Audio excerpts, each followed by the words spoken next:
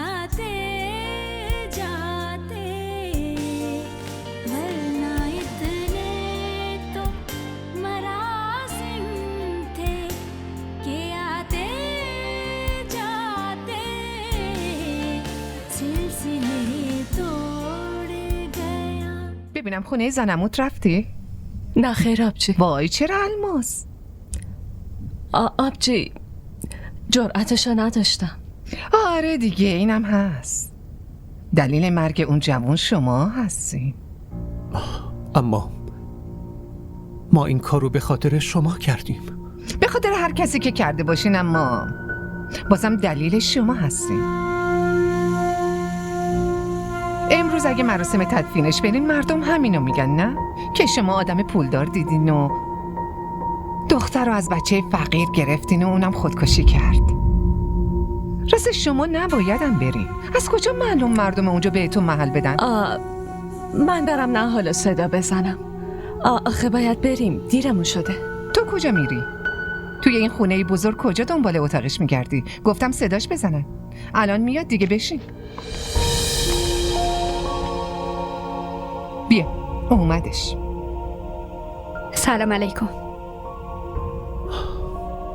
خب آبجیگیتی ما دیگه میریم. نهال بریم. ببینم نهالو کجا میخواییم ببریم؟ آبجیگیتی طبق رسومات امروز نهالو میبریم خونه خودمون. نه خیر، اصلا من بهتون گفتم لازم نیست زحمت بکشین. مهمونام قراره بیان، عروسم باید اینجا باشه. وقتی اونا برگشتن من اینو میفرستم. خب از اول میگفتید. الکی اینقدر منتظر نشستیم. بریم الماس. آبجی حتما بفرستینش.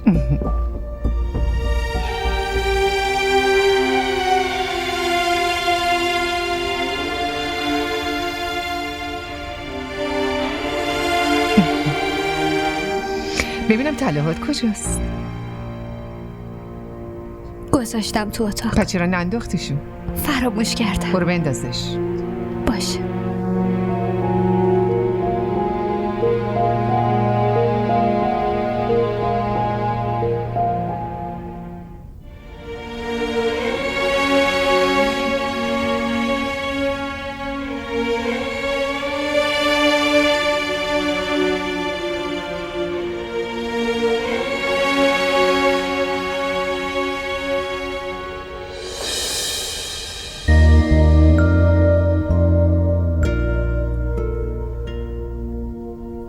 به نظرم همه خوشگلی های دنیا تو چه شد؟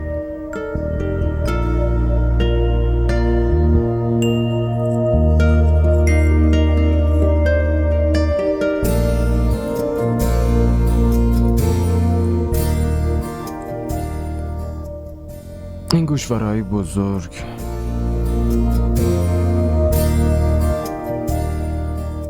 خیلی بهت میاد.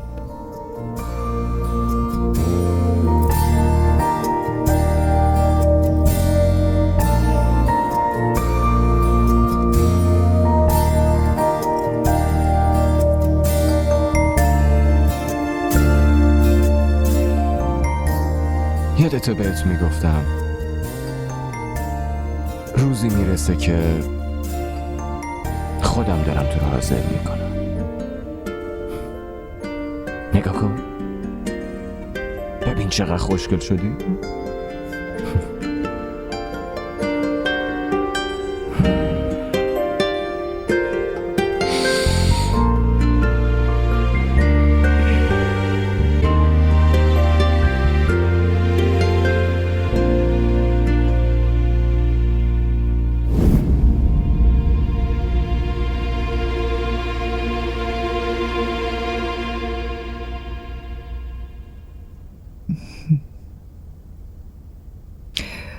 ساعت 2 راننده تو رو میرسونه خونه آبجیت.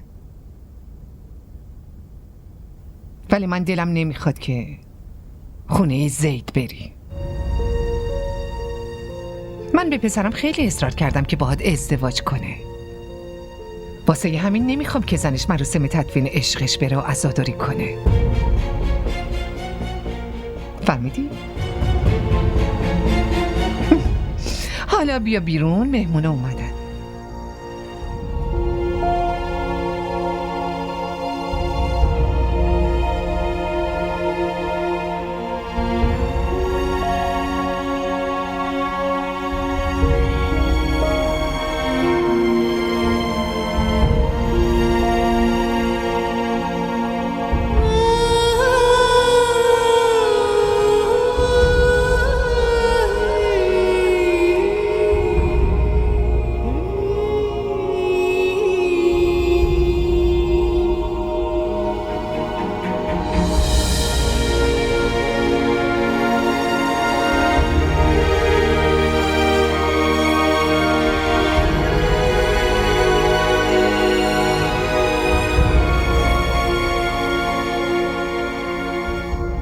پاکستان خیلی جشن عروسی زیاده. ما اونجا دلمون پر میزنه برای یه جشن ساده. اگه به مامان باشه که هر روز تو استرالیا جشن برگزار میکنه. عیب نداره بجاش، حسرتی به دلت اصلا نمیمونه. بفرمایید، داوودم اومد. سلام علیکم.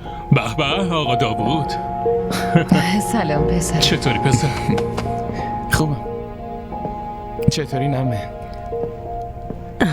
خوبم عزیزم. شما چطوری؟ من خوبم، تو حالت خوبه؟ آره. خیلی خیلی مبارکه پسرم. ممنون. خیلی خیلی مبارکه، خوشبخت بشین. مرسی داداش. حالا زن داداش کجاست؟ من که مخصوصا اومدم اونو ببینم. خونه خودش رفته، حالا داوود میره دنبالش میارتش. این چه کاریه داوود؟ مگه هر روز عروسی میکنی که امروزم رفتی سر کار؟ این که اصلا تو این دوره کارشو تعطیل نکرد. منم میگفتم که داوود سر کار نرو، اما میگفت نمیشه، کار دارم. بهتره از سر کارت یه مرخصی بگیری یا با همسرت وقت بگذرونی.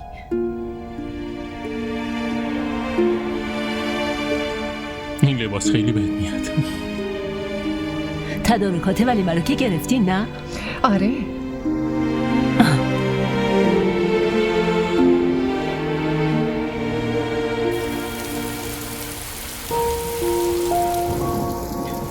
اگه اومدین بگین برم دنبالشو بیارمش خونه، پس خیلی عذر میخوام.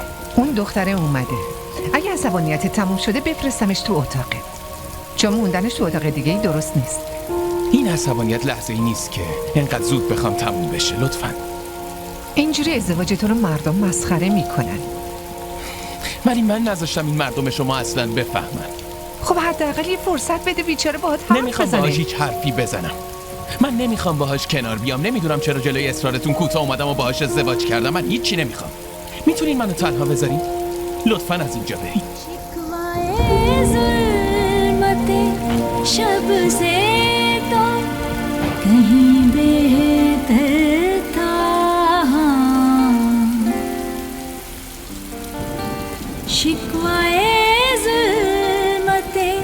शब से तो कहीं बेहतर था, हाँ अपने हिस्से की कोई शम्मा जलाते जाते सिलसिले तोड़ गया वो सभी जाते जाते सिलसिले तोड़ गया.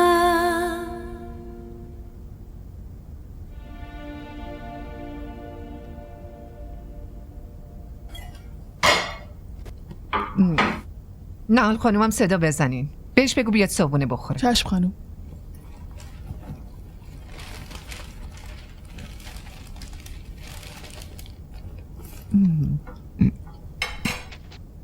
یه تیکه از این بردار.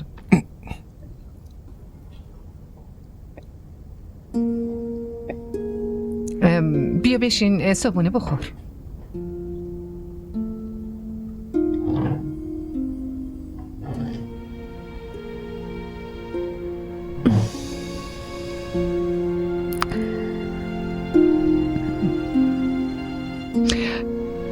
چرا اینجوری نشستی؟ صابونتو بخور. باشه. من دیگه میرم. خداحافظ. خداحافظ.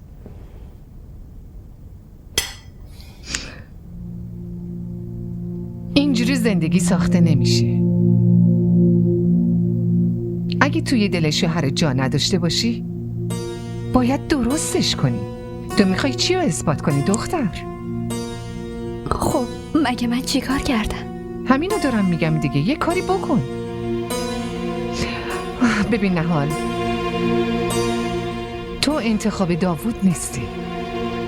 من به زور خواستم اون باهات ازدواج کنه. زنهایی که به انتخاب مردشون نباشن و راهی به دست آوردن دلشون ندونن، آخه شوهر تا کی اونو میتونه تحمل کنه؟ نهایتاً چند روز داوود اگر باهات پرخوش میکنه تو باید کاراشو انجام بدی. متوجه شدی دختر جون؟ زنهایی که به انتخاب شوهرشون نیستن حداقل از این خوشحال میشن که به بهونه کار با شوهرشون حرف بزنن. شاید بالاخره دلش نرم بشه. آره اما فکر میکنم اون خوشش نمیاد. خب که چی؟ ازت عصبانی میشه، بهت پرخوش میکنه، اما یواش یواش عادی میشه. بعدش هم اگه تو تلاش کنی منم باهاش حرف میزنم. ولی تو که از دنیای خیالیت بیرون نمیای. نمیدونم تو چه فکر و خیالی هستی. پسر بدبختم، همونطور که قبلا آشفته بود الانم آشفته است.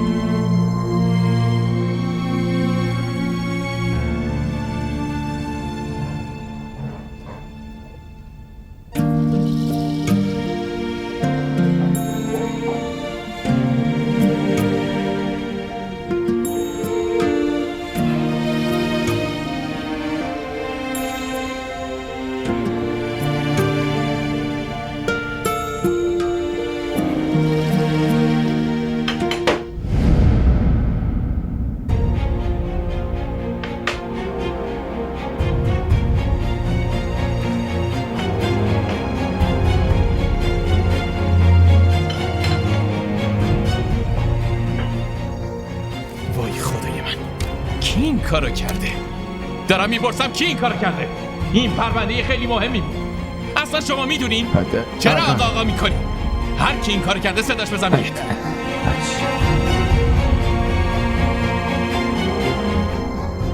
خانم جان، آقا شما رو صدا میزنه.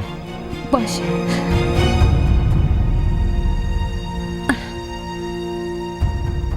خدا لعنتت کنه.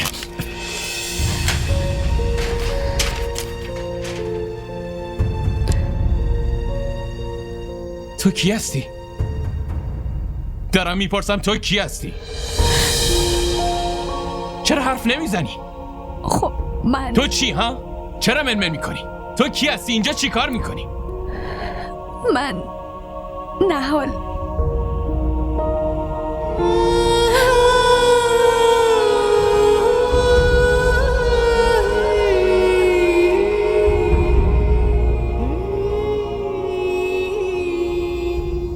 چرا اتاق منو تو تمیز کردی؟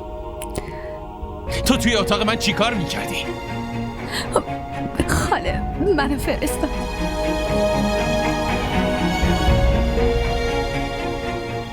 باشه میتونی بری.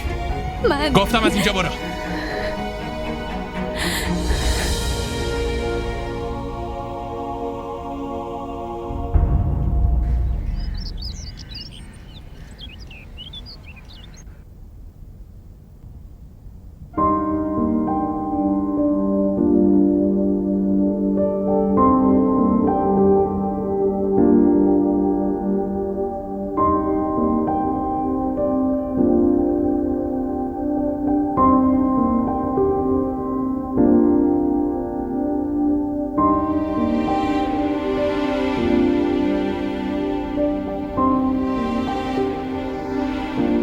پسر کجاست؟ شبیر!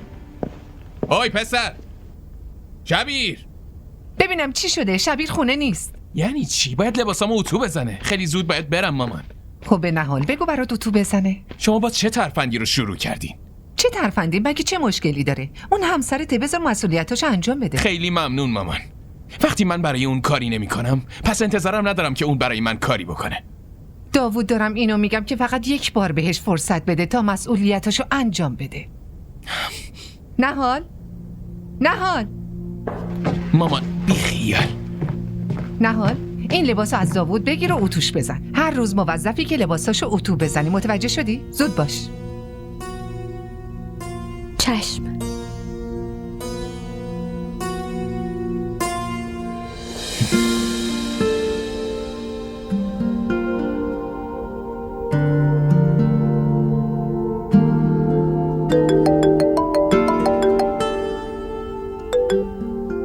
الو.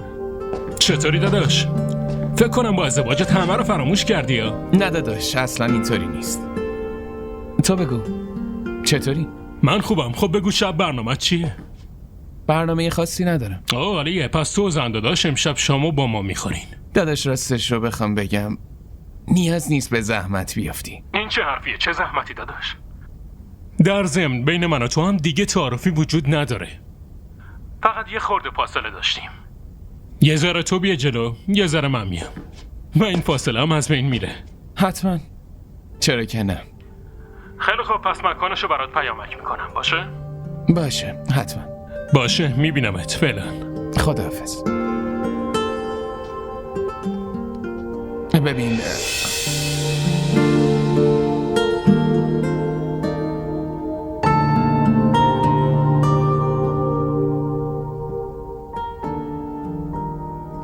هیچ.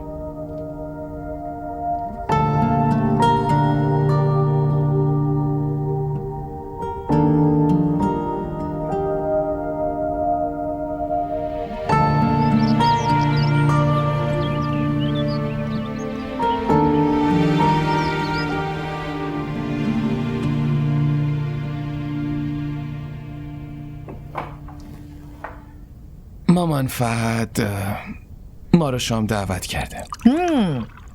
حتما برو. میرم.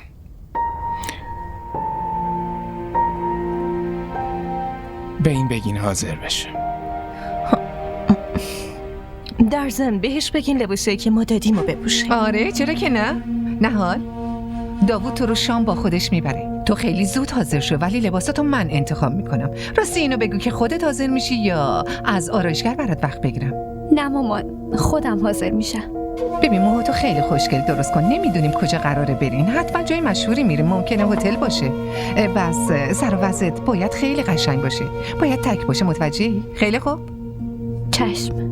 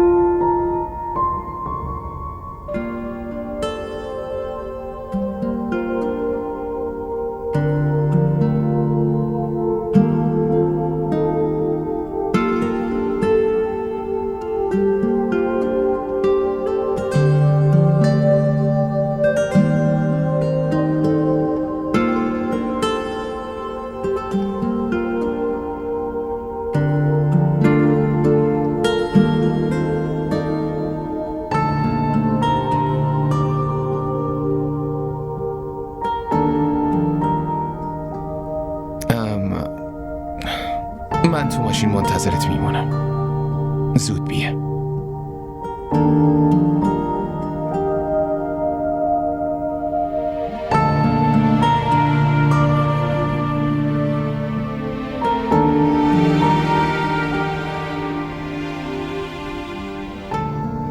بعد ازدواج کجا بریم؟ برزیل خوبه؟ به نظر من که خیلی جای قشنگیه. امکانات خیلی خوبی هم داره. آره منم اونجا رو دوست دارم. جدا؟ آره. باشه. چرا هنوز نیومدن؟ اومدن.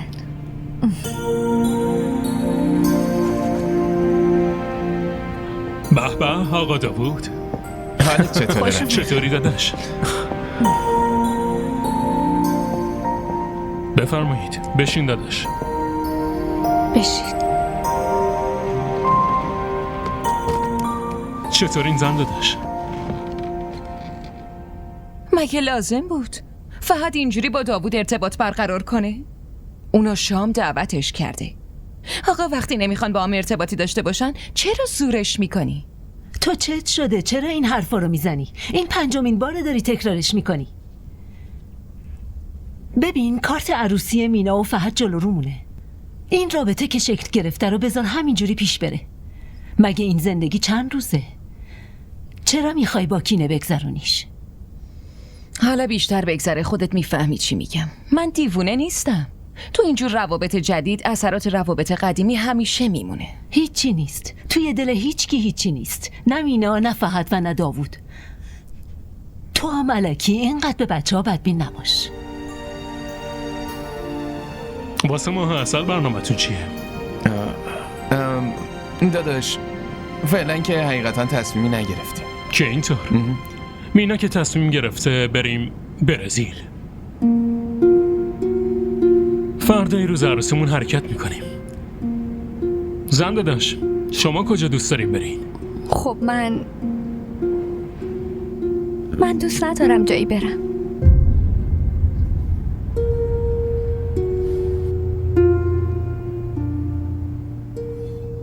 آخه چرا؟ هر دختری آرزو داره بره ماه عسل. آره، ولی لازم نیست به همه آرزوهامون برسیم. پس آدم باید همون آرزو رو تو قلبش نگه داره که بتونه بهش برسه. ولی وقتی از قبل برنامه ریزی کنی که اسمش آرزو نیست.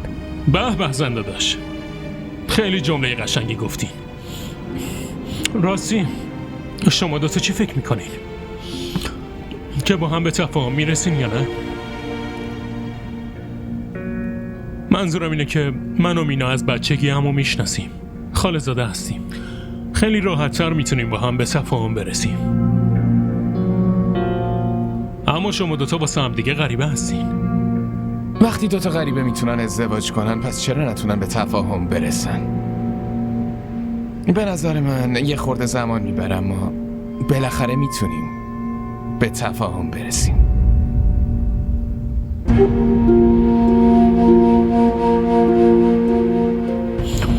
راستی داداش، تاریخ عروسیمون مشخص شده. داریم عروسی میکنیم. میخواستم کارت دعوت رو بیارم، اما مامانم نذاشت. حتما میخواد خودش بیاره. اوه چه عالی. خب که عروسیتونه؟ دقیقاً 10 روز دیگه. ما که فردای عروسیمون قراره بریم ماه عسل، بعدش برمیگردیم استرالیا و زندگی روزمره. راستی داوود، کارا چطوره؟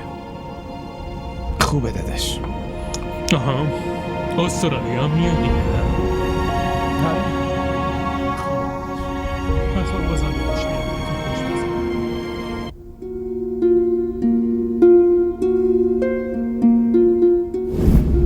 تاریخ عروسیمون مشخص شده. داریم عروسی میکنیم.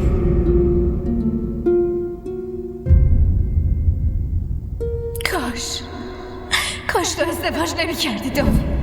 تو که ازدواج کردی. اما من چطور توی زندگیم جای تو رو به یکی دیگه بدم داوود؟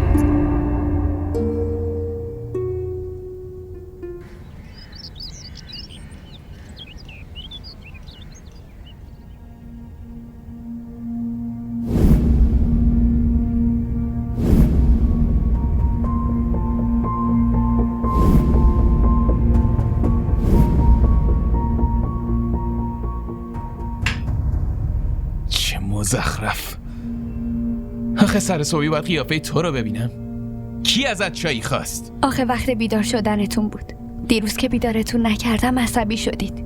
خفه شو. این چایی رو از اینجا ببر. من نمیخوام.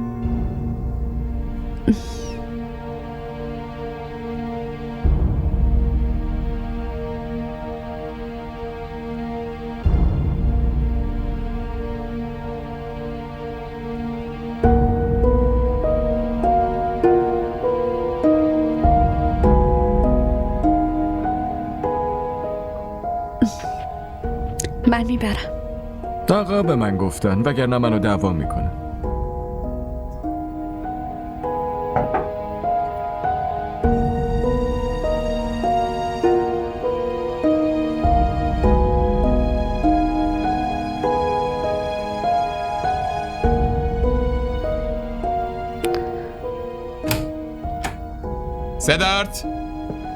سدارت به من بگین.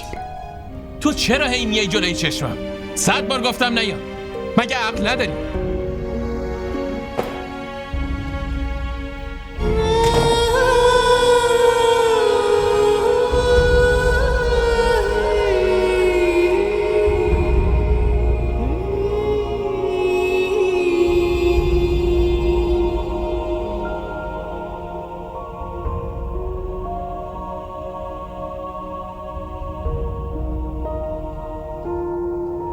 حالا چرا به این لباسا زل زدی؟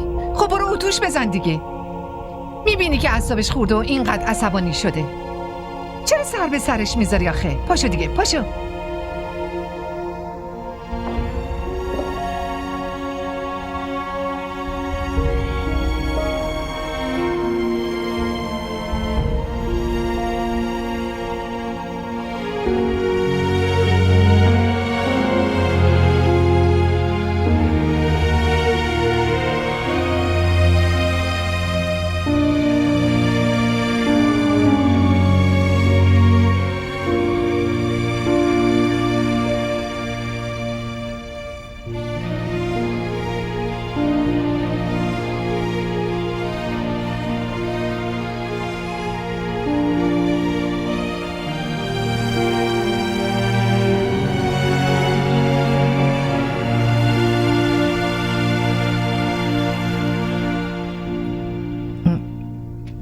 داوود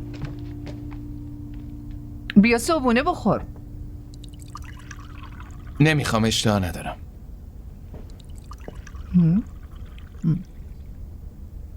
این چی شده؟ راستش نمیدونم. یعنی چی نمیدونی؟ نمیدونی؟ خب بدون. ناسلامتی همسرشی. شوهرت چرا اعصابش خورده؟ تو باید اینو بدونی. اینقدر غرور زیادی که اگه من بهت نگم حتی کاراشم انجام نمیدی. مامان، هر وقت داداش میره سر کار، اون لپتاپش، کیف دستیش، همه 6 دست خدمتکار است. میدونی؟ انتخابت اشتباه بود. شما باید دختری رو میآوردین که حداقل به شوهرش علاقه نشون میداد. حداقل غم و دردش رو بهش میگفت. آخه داداشم چه گناهی کردی؟ من چی میدونستم با اومدن این برعکس اون بد اخلاق‌تر میشه. من فکر میکردم این باهاش جور میشه.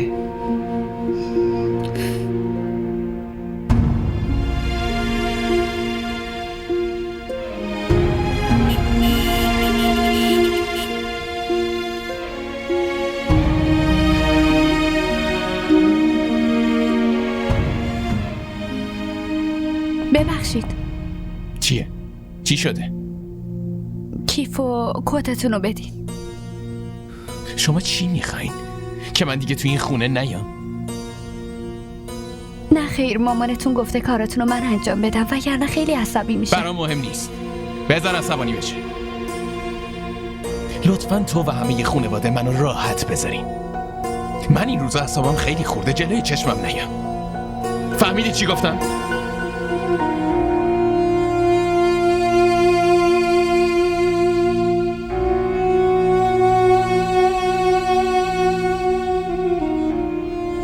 این خواهرت اینقدر غرور داره و لجبازه، نمیدونه چطور دل شوهرشو به دست بیاره. اصلا حس یه زن فداکار توش وجود نداره. چند باری به گفته من کاراشو انجام میداد ولی الان همونم انجام نمیده. برعکس باش زبون درازی هم میکنه.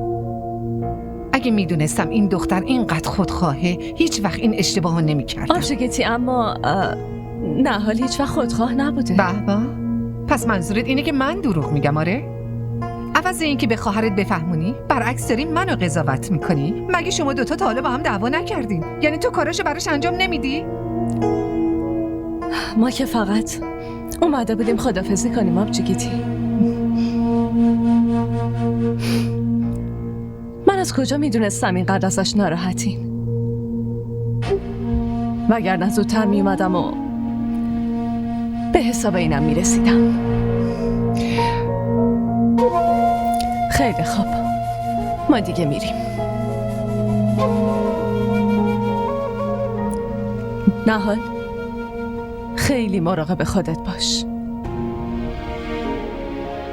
به سلامت. خداحافظ.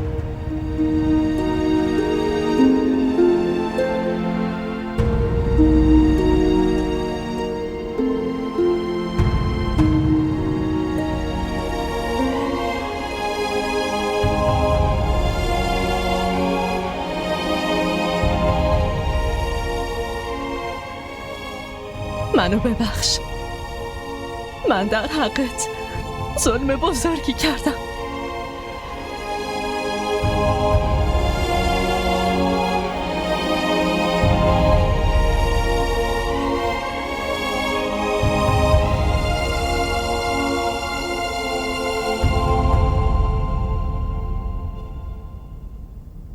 شما خیلی زیاده روی کردین.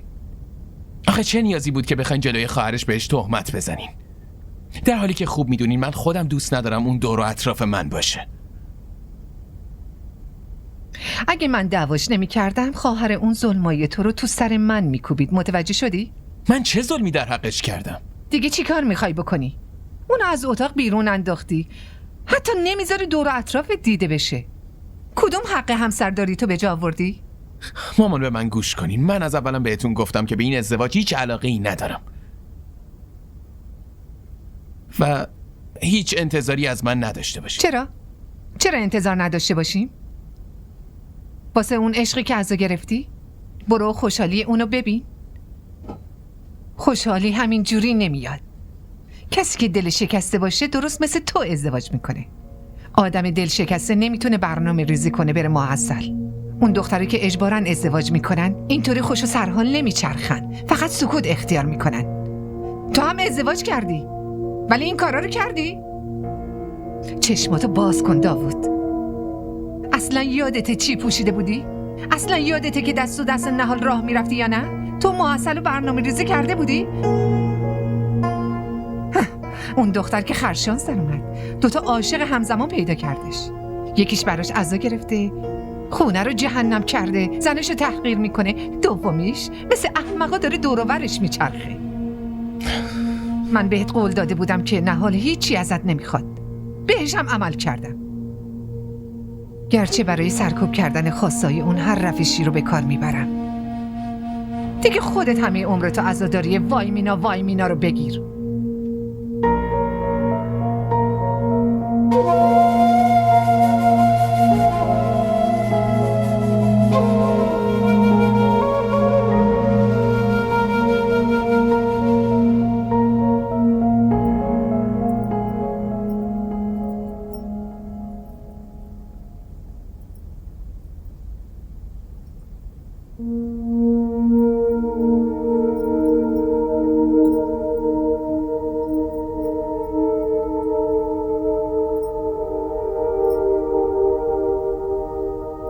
نهال.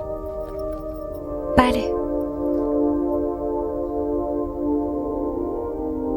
خاله به هم گفت منتظرتون باشم. لباس همو عوض کنم بعدش میریم.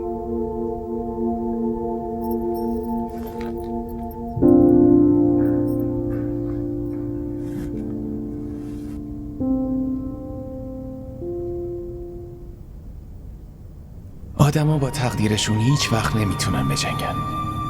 توی تقدیر من این دختر غریبه نوشته شده بود.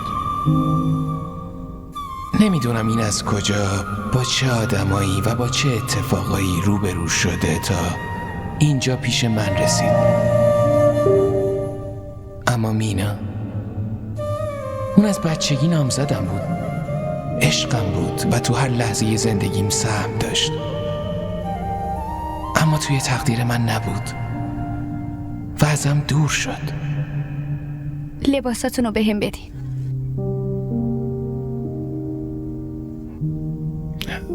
خب لطفاً یه لباسی از کمد برام بیرون بیار. چی؟ من؟ آره تو. چشم.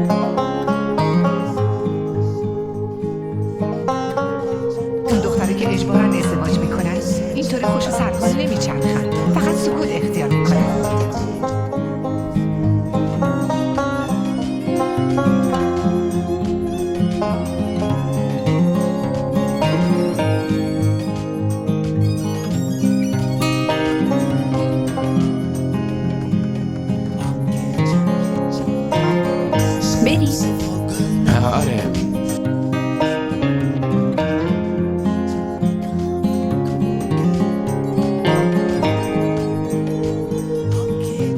ماما داریم.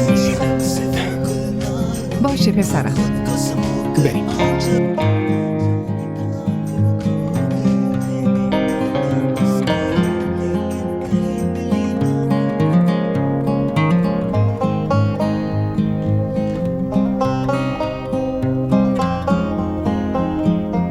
گوش کن.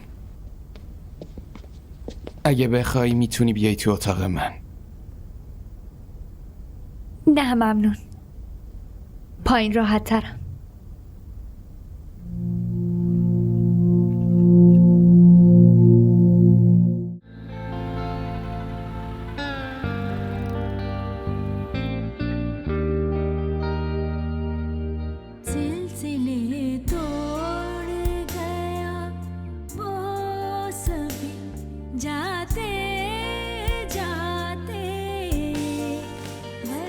DDTV ارائه کننده بزرگترین سریال های درامای ترکی، کره‌ای، پاکستانی دوبله شده به فارسی می باشد.